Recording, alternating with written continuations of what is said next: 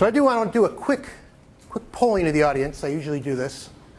So how many iOS users do we have in the audience? All right, about half maybe?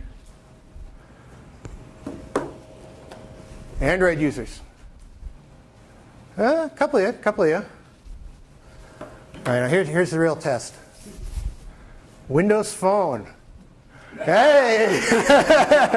Hey, we've got some. Actually, I think that's a larger than normal representative example. That was an intentional ratio. Small group and loud and proud. Yeah. So who has multiples of these? I.e., you have Android, you have iOS, and so these are probably our mobile developers, right? Yeah. So this is the reality. When iOS came out in 2007, the initial iPhone, it was easy, comparatively. Apple came out and said, guess what? When you're going to develop for smartphones, our new ecosystem, our new platform, you will be doing it in Objective-C. It will be using Zibs. And that is the proper way to do mobile development. Ta-da! A couple of years later, Android comes out. And Android says, that's great, but no, we have a better product. And if you want to do development, you will do development in Java inside Eclipse using Android XML to do your UI design. And that is the proper way to do UI development. Ta-da! And then Microsoft at Build several years ago said, no, you guys are both wrong. You will be doing your work in either JavaScript or C#, using XAML or HTML on the front end. And by the way, you will get to write your application twice, once for tablet and once for phone. And that is how you will do mobile development. Ta-da! So you had basically 4 different ecosystems that you were supporting at the time. And normally you'd think a natural monopoly effect would come into play, right? Well, it hasn't. It hasn't. So we're still looking at Android having 52% of the market share. That's this year's numbers in the US. 52% of the market share. And you might say, well, last year they had 53. Now they're down to 52. So it's, iOS is winning. But you start amortizing that out over the years. Well, great. It will be, 30 years before iOS becomes 80% of the market? That's a long time to wait. So until then, you're dealing with multiple technologies. And all of them have different ways that they say that you should do development, which is great, except somebody has to pay for all this. And the people who have to pay for all this said, no, that is unacceptable that my IT budget is going to go 2-3 times because you've got to write your applications now 2 or 3 times. And that has led to a whole slew of solutions, which I know many of you are familiar with in this room. I'm going to go over them briefly in the next couple slides, but I just want you to be aware of this. Basically, I'm going to go through 4 different possibilities. There's a lot of them out there. There's a lot of development ecosystems that are out there. When it comes back up, oh, you can actually see. Yes, I can see it. There we go. In the bottom, there's a little arrow that points over to the right. And what I'm really trying to illustrate there is generally, the further you go over to native, the better native UI experience you will get. And user experience you will get, generally. So on the far left side, you have mobile-enabled web. And these are the websites we've been making for many, many years, except they're either reactive or adaptive and redesign themselves to work on different size displays. Now with HTML5, you have the ability to write better apps that do things in the client than you've ever seen before. Having said that, how many browsers today fully support the HTML5 standard? Anybody want to take a guess? Is it 5? Basically all the major ones support the full HTML5 standard? No? None of the browsers support the full HTML5 standard. And the more interesting point about it is that the ones that do, it's different parts per browser. So you've got to pay attention to which browser you're using. Now, JavaScript. They have different versions of JavaScript. So now we have ECMCA6 now, I believe it's called. And if you actually use TypeScript, you can say what your target is, and it will spit that out. So how many browsers fully support 6? Is it all of them or none of them? It's none of them, right? None of them. None of them. So to some extent, you're still back to fighting what browser are you using, what are the capabilities of the browser. It's not necessarily that this is bad.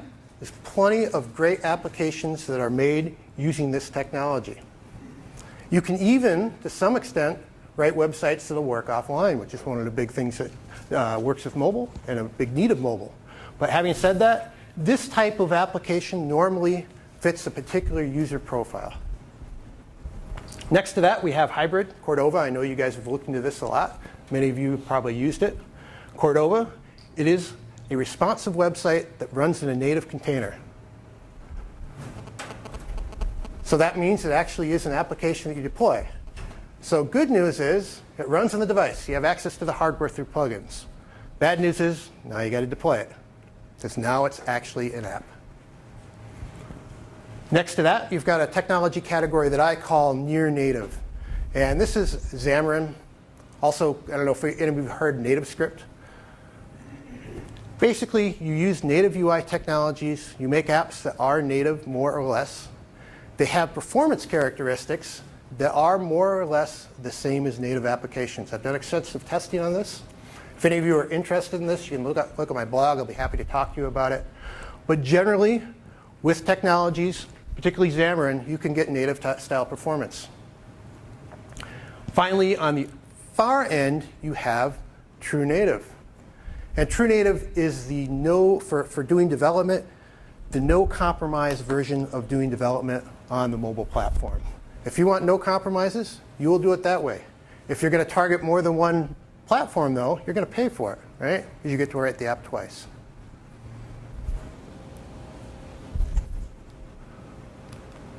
All right, so Cordova. Cordova, I talked about the fact that it's a native container that runs on the device. Phonegap and Cordova, basically the same exact thing. Phonegap is the Adobe branded version of Cordova. So if you hear Cordova and you hear Phonegap, generally, they're more or less the same thing. Now, Microsoft now has embraced Cordova as well. So they have something built into Visual Studio. It's in Visual Studio 2013, also in Visual Studio 2015, called Taco. And these are basically Cordova applications that run inside Visual Studio. The structure is different between 13 and 15. If you're going to do a Cordova app within Visual Studio using the Taco technology, I would recommend using 15 for it. It has a more standard structure, closer to what generic Cordova and Phonegap would be.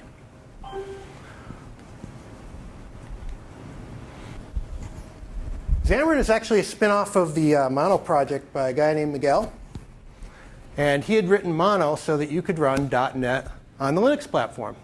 And then these mobile things came out, and he's like, well, maybe I can take that and leverage it and get it so that I can target multiple mobile platforms using .NET. And that's what he's done.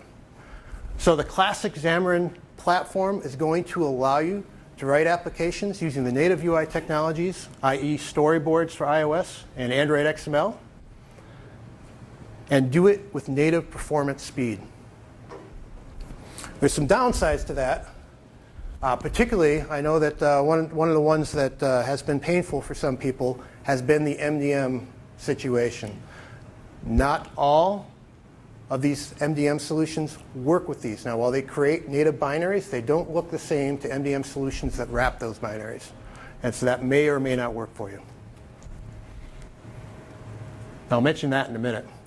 So Forms is interesting. Forms is a library that's written on top of Xamarin. And what it allows you to do is write your UI once in XAML, and it'll omit out the platform-specific code to each platform, which is great, but it's a framework that sits on top of classic Xamarin, or the Xamarin platform. And so there's a couple implications to that. One is performance, right? It's going to have a performance impact. But I think more importantly for most users, it puts you in a particular box around the user interface design of the application. And in order to do Forms and have it be cost effective for you, you must stay within that box. And so I talk to the UI practice lead, Anthony Handley, all the time about this, is when you have your user interface design, it can define which of these technologies is right for you. But once you have chosen that technology, then that dictates your user interface design. And so if you take something like Cordova or Xamarin Forms that basically is an abstraction and removes some of the abilities of writing native UIs, then you're doing compromises, right? And you have to live within the constraints of those compromises. And if you don't, and you're not willing to do that, then you're probably doing some rewriting after the fact. And that's happened more than once. All right, some common trade-offs here. I'm going to talk a little bit about these. So I talked about the fact that these all have very different things for the UI. Cordova's HTML5 and CSS, while Xamarin uses the platform controls, and you have XAML abstraction. And that creates some issues for you, right? If you're on the Cordova platform, right, HTML5 and CSS, if you just create a new Cordova app and put Hello World in there, it doesn't look anything like a It doesn't look anything like a mobile application at all, right? It looks like a website. It is. And so what that really means is you have to figure out which library you're going to use to make it look like an actual web application. A common one that's used is Ionic. That's the one that we use most often. And it will make it look like a native application pretty well. Not perfectly, but pretty well. I've actually got some examples for a white paper that I'm writing where we wrote the same application in Cordova and also using native UI technologies as Xamarin. Same exact application. Made them look pretty similar. And the nice thing is now you can actually see what some of the limitations of Cordova are as far as writing a UI. It got it really close. But if you know what to look for, you can tell the differences. When I talk about this with clients, I always kind of make the joke. With a Cordova application, there's something about them that you can tell is just not quite right from a UI perspective. You can get them really good, but just understand that. So if you have a very finicky user base, that may impact your decision. The language and logic difficulties, I just want to dig into this. When I say perform significantly slower, it does. I ran a test called the See the Veracitanies. This is a prime number calculation test, very CPU intensive. Cordova platform compared to Xamarin or native is around 22 times slower. So substantially slower. That's the one side. The other side you have to ask yourself, is that material to the type of application you're writing? Right? So are you doing a lot of really processor intensive work on the client or not?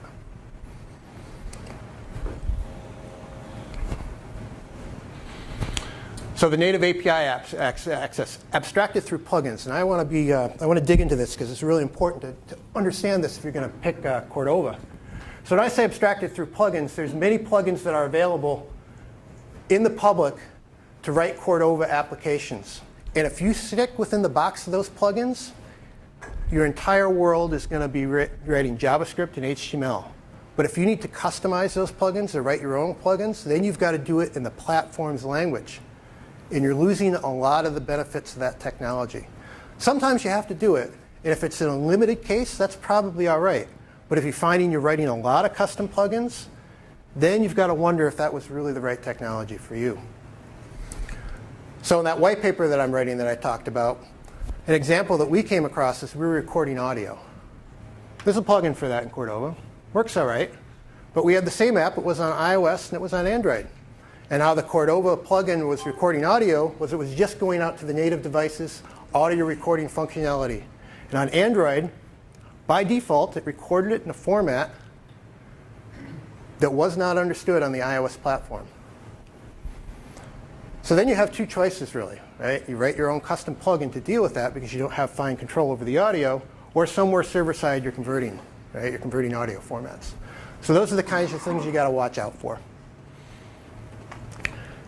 Classic Xamarin, fully accessible. It's great. You can go right down and write that same kind of audio code. Using the platform APIs, have a fine degree of control over it. Having said that, Xamarin has claimed somewhere between 80 and 90% code reuse for classic Xamarin platforms. That's not really the reality of that platform. What you're really going to find is for code reuse on average applications you write somewhere around 40 to 65%. And 65% would be a really, really logic-intensive application. And the reason for that is you're rewriting the UI in each platform. In a mobile application, the UI, that's a lot of your application. The amount of shared code, the amount of shared logic, it's a much smaller percentage of the application. Finally, forms, right? You get around that, right? You write the UI once, as long as you stay within the box of the controls they give you. If you want to go outside that box, then you've got to write what they call custom renderers. And custom renderers are going back down to classic Xamarin and getting directly at the platform-specific controls, which is OK if you're writing a couple of them. If you're writing a lot of them, then basically you've got to start thinking the same way you did on the Cordova platform if you're writing a lot of plugins. Is this really the platform for us? And there's certain portions of the Xamarin Forms platform that are really, really hard to get at, too. In particular, like changing the text of a color on the navigation bar at the top if you're adding a button. You'd think that would be easy. Turns out it's very difficult. It's very difficult because they didn't expose it to you. All right. So this is something I've been playing with. I was writing this up on the plane over here yesterday. So I've been thinking of different rubrics you could use to actually select these platforms. And this is one that I came up with. And basically, different aspects of where you can look to figure out which platform you want to use. So one thing you might look at is what are the speed performance needs of my application, right? How fast do I need the user, the actual interaction to go? What's my logic look like? Do I have a lot of complex logic? Is time and cost a big consideration for me? Which it probably is. To a lot of us, time and cost is always a big consideration. Always using the latest technology, right? So am I going to be using the latest APIs in the platform or not?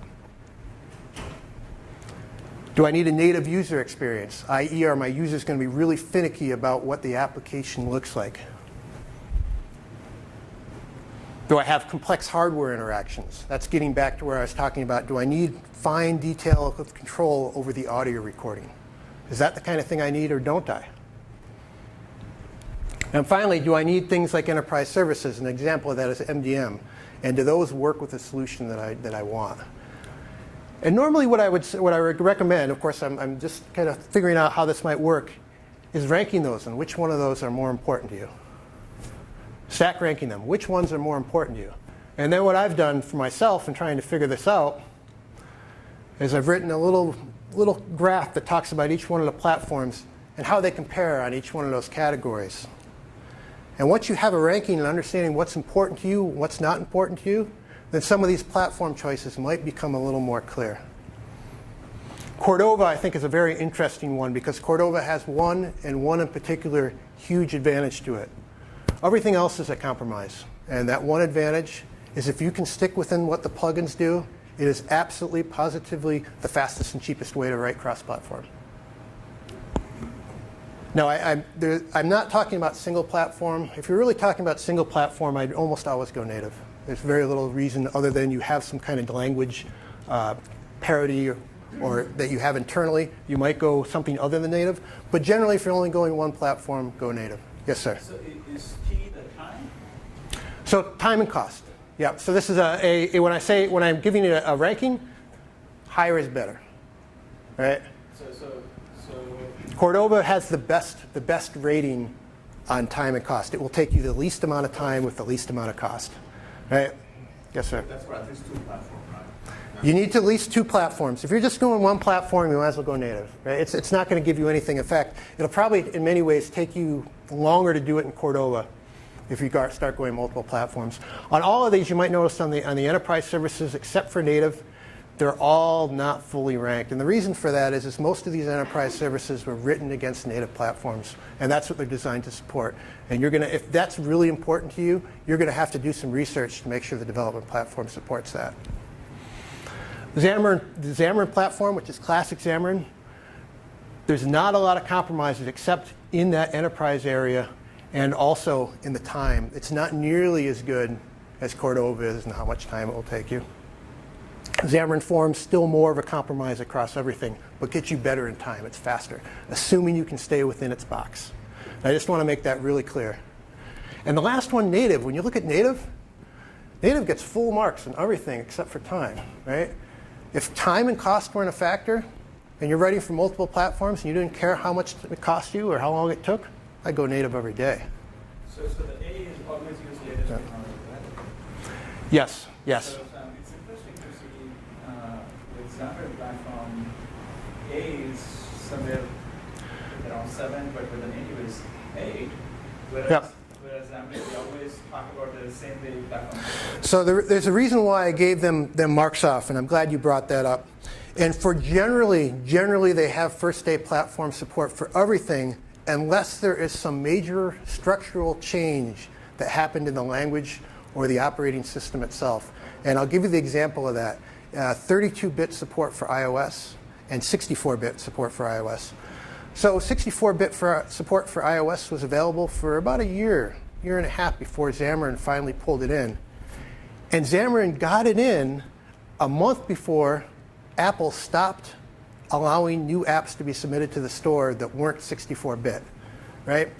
And the reason why it took them so long was that was a major structural change to the framework. They had to do a ton of work to make that work, right? Normally, when you're just talking new APIs and things like that, yep, they have basically programs that go in there and wrap those, right? That's why they have first day support. Something major structural like 62 versus 30 or 32 versus 64-bit, that can take substantially longer. So that's the danger that you pose. So almost always they will be able to do that, except on the rare cases where they can't. Does that answer your question? Yeah. All right.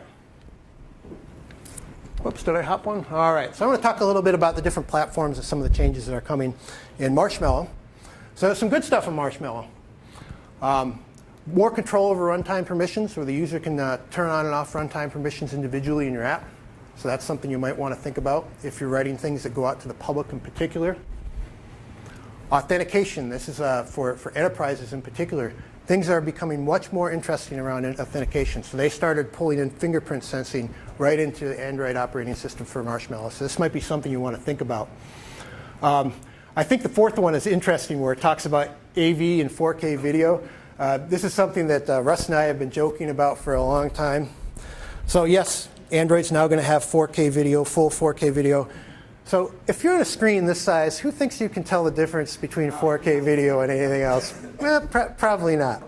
Probably not. But it is available. It is available. I think for these types of devices, the more interesting portion about 4K video is the ability to output it, not necessarily the ability to display it on the device. I don't think the naked eye will be able to pick up the difference. A lot of enterprise features, right? This is where all the systems are going. They're becoming much more enterprise friendly. New changes to material design libraries. So this is actually material design was released in the last version, and they're upping the ante on that. And so if you're not doing material design and you're doing native Android applications and you're writing designs that are designed specifically for the individual platforms, you should probably start looking at material design. I think this is great. Android finally has guidelines around how to do their UI. They hadn't before. They were very wishy-washy about it. Now with material design, they're a little more prescriptive on how you can design really good-looking UIs.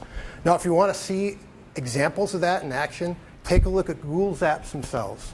Google's apps themselves use material design. And some new tabs. So they've changed tabs a million times. They're changing them again. It's like the navigation bar. Some interesting things in iOS and Xcode 7. I'm actually going to hop down to the second to the last one, which is the app transport security in TLS 1.2. Many apps that were written and go against the existing backends do not necessarily use TLS 1.2 for the security mechanism. And if you take that app without changing a line of code and compile it in Xcode 7 and deploy it to an iOS 9 application, your application will no longer work.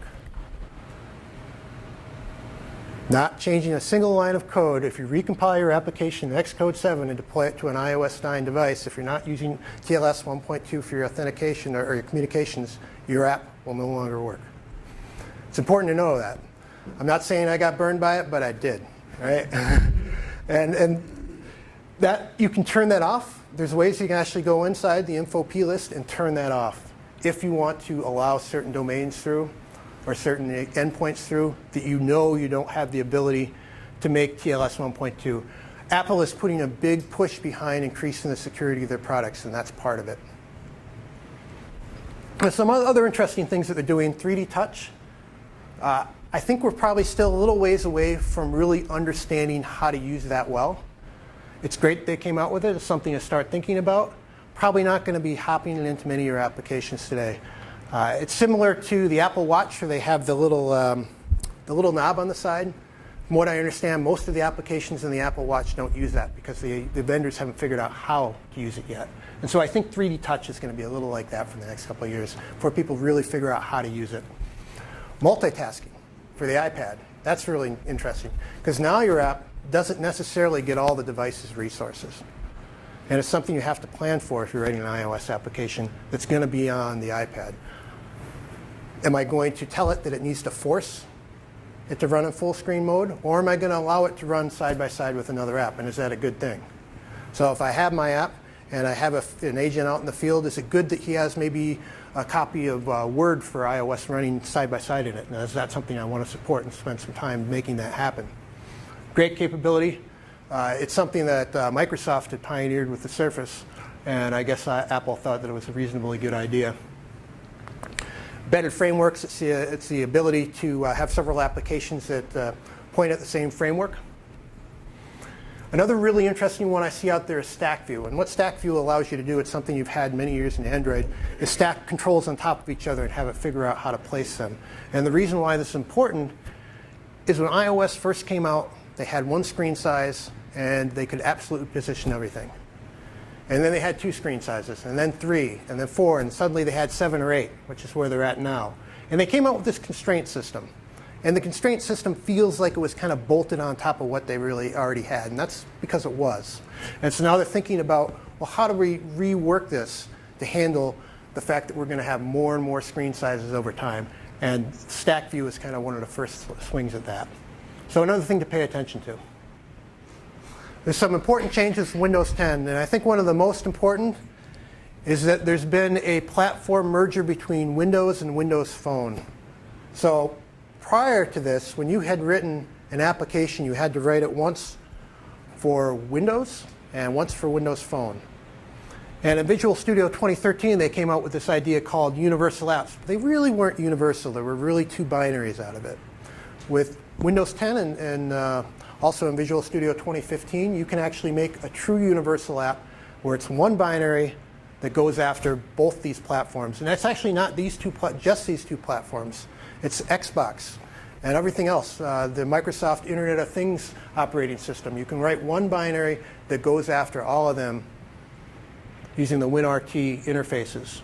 Now there's different portions of these WinRT interfaces that are available for the different platforms, and they have what they call adaptive coding, where you can actually go out and check to see if the platform you're currently running on supports this thing. And the implication of that is if you're writing apps that go to these multiple platforms like that, is that you have to handle the fact that it might not actually support some of the functionality you're trying to call, and then what does that look like when that happens? But the biggest thing, I think, for Microsoft is that these platforms have unified. Everything else, right, goes around making things that are going to improve their ecosystem. So the first 2, I think, are pretty interesting. So they have this bridge called Project Astoria, where there's a version of Android that's actually running on a Windows Phone device. And you can run an Android APK on your Windows Phone 10 device. And so why do they do this? Quite frankly, they came to the realization that people are not going to write their phone again or their application again for 5% of the market or whatever it happens to be at the time. It's just not going to happen. But they might do a little bit of extra effort if they can just tweak their app in 1 or 2 spots and recompile it and put it out in the Microsoft store. They might do that. That's what that's about. The Objective-C bridge they have is slightly different technology-wise, because that actually takes an existing Objective-C application and converts it and compiles it into a .NET binary, which is different than the Android application if you're actually running an Android APK. Last I heard it was just Objective-C. I think they're working on Swift. Yeah. So I have not used the Objective-C bridge. The Android application, I'm running it on an early beta of Windows Phone 10, and there actually is a noticeable delay the first time it loads. And the reason for the delay is that underneath the covers it's just loading up the Android subsystem. But once it loads, the application runs pretty well. Yeah. The interesting thing is you might have to make some changes to your application if you're going against like Google Play services. So Microsoft has gone in and came out with their own version of those services that look the same to your application, but you have to reference those instead and recompile. But also the whole UX needs to be considered. Yep, so really what you get is you get on your Windows Phone 10 an application that looks like an Android application. It's an Android application running an Android subsystem, so it looks like an Android app. Having said that, it'll show up right with all the other tiles and icons on Windows Phone 10, so it'll look like any other app. First time you load up the Android subsystem, it'll take a little longer. But yes, the paradigms and the look of the UI, once you load the app, will be different. But it does follow and look like any other app from the menu perspective, if that makes sense. All right, and I think that's it for my session. Any questions on anything I've talked about or anything else? Well, anything else that relates to mobile development? Let me bracket that in. I still have a question on the universal app. So I think the definition of universal app still is the Microsoft ecosystem. Right? So Did they open up? So if you go back to the previous. Yep. So they opened up for a way for Android apps and iOS apps to run on Windows Phone. Mm-hmm. Is it the other way as well? No, and that's an important distinction.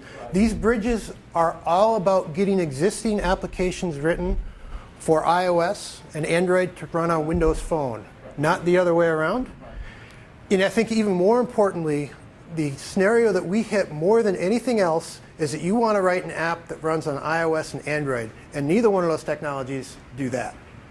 Right? And with reference to the universal apps, is it still Microsoft Universal Apps or is it true Universal Apps? It's true. Well, it's using something called UWP, and when you say true universal apps, I guess it is in the sense that it's a single binary that runs on multiple platforms, i.e. you're deploying the same binary, it'll run on your Windows Phone, and it'll run on Windows 10, full Windows 10. It's still Windows. It's not like things like Xamarin, where now you're right. Yes. It's true Windows. It's Microsoft. It's a Microsoft technology and a Microsoft project, right? Yes. Yeah. And so this has to do with the fact they've consolidated the underlying subsystems, right? Or Windows 10 and full Windows and even Xbox One to some extent are all on the same core. Yeah, because right? it uses the same OS now. It goes with Yes. it, so. Yeah. And that's why you can run and create a single binary, and also why you're concerned in your app more with what capabilities the particular device you're running on supports than am I creating a separate binary. Does that make sense? All right, great. Anything else? How about the backward compatibility? So these universal apps, they run on Windows 10 and only Windows 10. Right? It's important. So it's the unified subsystem. And I think it also sheds a fair amount of light on why Microsoft is giving away Windows 10. One way of looking at it is they're giving away Windows 10 is because Windows 8 was so unpopular, they're making it up to people. Yeah, I think that's part of it. Another part of it is to make these universal apps successful, everybody's got to be on Windows 10. Right? Does that just make sense? Yes, sir. Also, there was some news about that, hey, this is going to be the last version of Windows, and the number 10 is going to be dropped. They're just calling this as Windows. Yeah, so what they're talking about is moving on to a more periodic release cycle. Right. Instead of having big releases of Windows, they'll have smaller releases more frequently. Yeah, that's what they're talking about there. I'm still hearing that, so I still think that's going to be the reality. It's interesting to find out how the licenses are going to work. Is it like you just pay once and then you're good for as long as Yeah. No, I think there is a difference, though. There is an important difference. And so Mac OS, you're buying an entire product, right? So you're buying the hardware and the operating system, right? So they made a fair amount of money on that. And outside the Surface line, for the most part, with Microsoft, somebody else is selling the hardware, right? And so it does bring up the question of if they're giving these away, how are they going to monetize that? Or are they considering the creation of the ecosystem what they need in place in order to sell all their other products. It seems that they're, yeah, except the Macintosh. And it seems like they're taking a multi-factor or basically strategy on this. So they're trying to get people on their ecosystem, and at the same time, they're trying to make all their products run on everybody else's ecosystems as well. Yeah.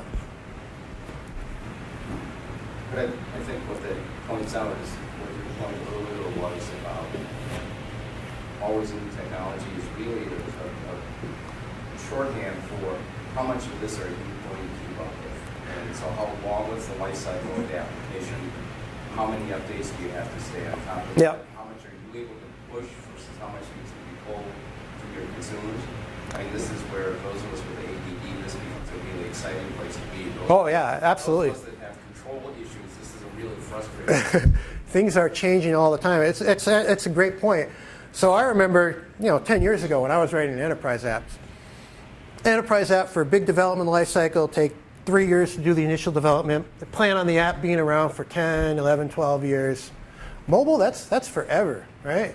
You can't have an app that as it is that you originally created last 10 years. 10 years is an eternity. The entire world has changed in 10 years. If you're going to take 3 years to write that app, that's an eternity too. So you got to think about doing smaller iterations and trying to get your app out there quickly, because things are going to be changing out from underneath your apps. So you have to be careful on the sizing of the apps. And there's two aspects of that. It's not only just the sizing, but also the capabilities of the platform itself. The types of things that you might do on that app might be different than what they are on a desktop. So they might be a subset of what you're doing on the desktop application. Might be. It depends on what your use case is. All right. Does that make sense? That's from the phone. Any questions on the phone?